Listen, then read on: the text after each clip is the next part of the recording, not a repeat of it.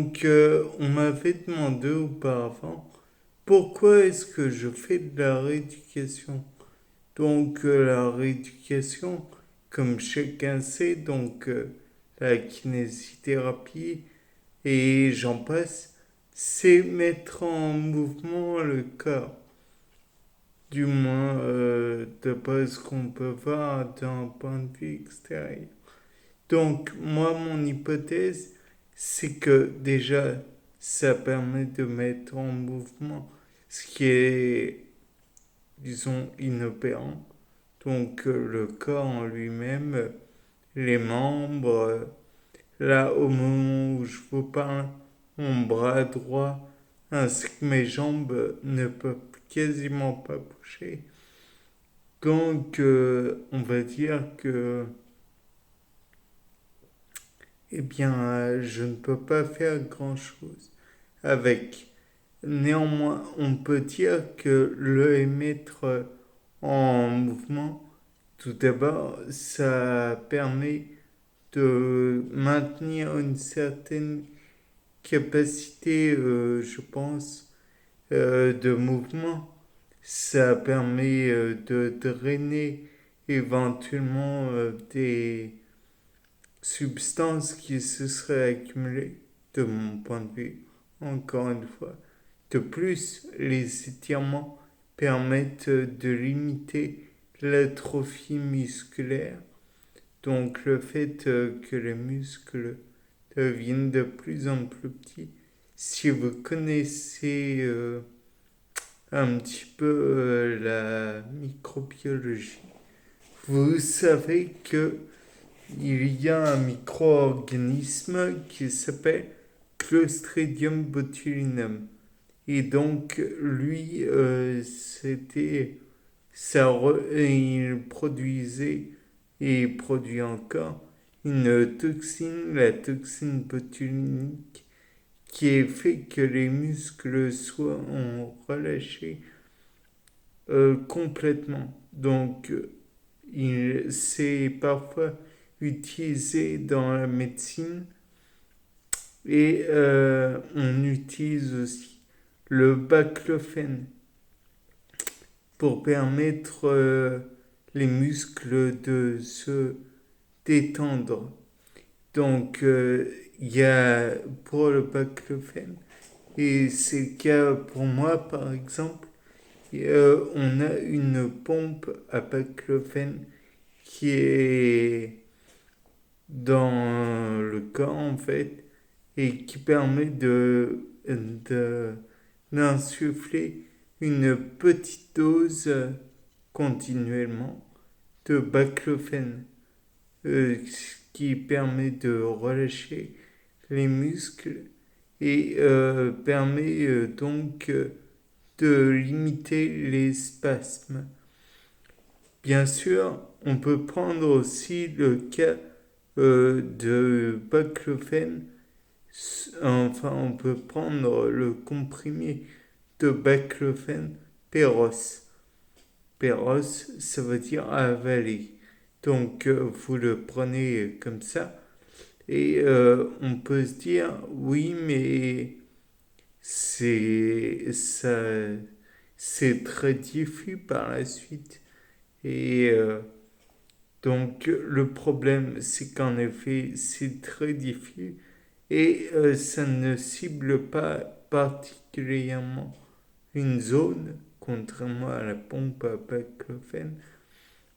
Et le fait est que ce comprimé, une fois que vous l'avez avalé, il va se diffuser partout, certes, mais vous avez divers types de muscles, dont des sphincters, sphincters anaux, sphincters vésicaux, et ces sphincters vont être relâchés et donc peut-être potentiellement difficile à contrôler. Donc j'imagine que vous savez que si la pompe est employée, c'est parce qu'elle peut cibler plus particulièrement les zones et donc éviter ce genre de problème. Donc, par la suite, en expliquant la rééducation, oui. J'étais parti un peu n'importe où. Donc, ça relâche, bien sûr, les muscles. Mais aussi, ce qu'il faut se dire, je sais pas si je l'ai mise sur ma chaîne YouTube, mais je fais aussi du standing.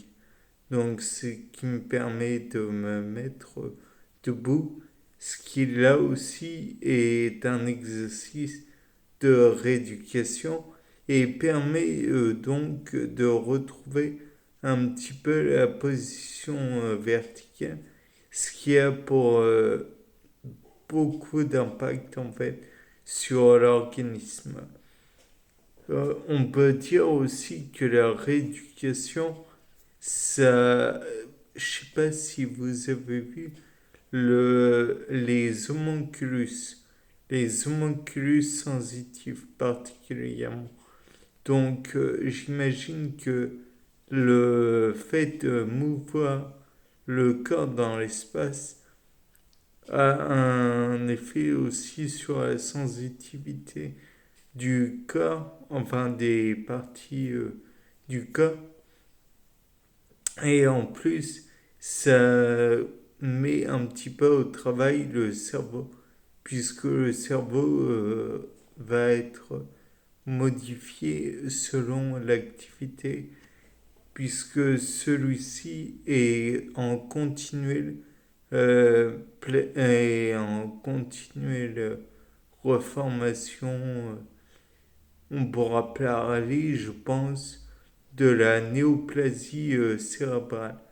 Et donc, comme vous l'avez compris, je pense que celui-ci va continuer petit à petit à, comment dire, à dégénérer dans le cas, par exemple, de la sclérose en plaques, qui est le mien.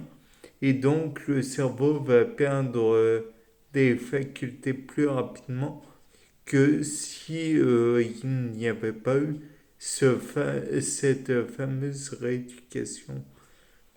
Donc, on peut dire que déjà, la rééducation a un effet freinateur sur la dégradation et la dégénérescence cérébrale, ou nerveuse dans mon cas, plutôt. On peut aussi penser au fait que si